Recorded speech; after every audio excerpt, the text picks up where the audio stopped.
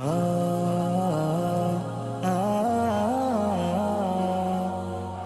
الشيطان يأكل من الطعام الذي لا يذكر عليه اسم الله. أي أكل ما تذكرش عليه اسم ربنا الشيطان يروح إيه؟ سبحان الله يا جماعة. ده كان في سلفنا الصالح كان بعض نساء السلف ومن ضمن هؤلاء مثلا ربعة العدوية.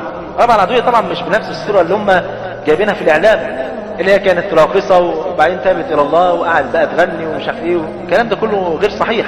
هذه امرأة فاضلة من العابدات، واقرأ ترجمتها ترجمة ربعة العدوية في كتاب صفة الصفوة للإمام ابن الجوزي.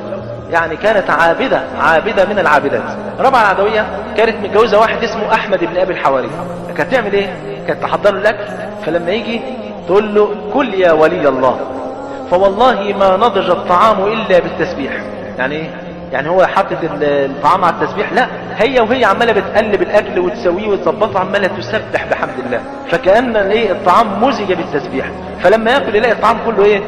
كله بركه. مش النهارده تبقى ست البيت النهارده قاعده في المطبخ وغاب القمر يا ابن عم وشغاله بقى الله اكبر، فاهم ازاي؟ واغاني ومش عارف ايه وشغاله وتحط له يعني.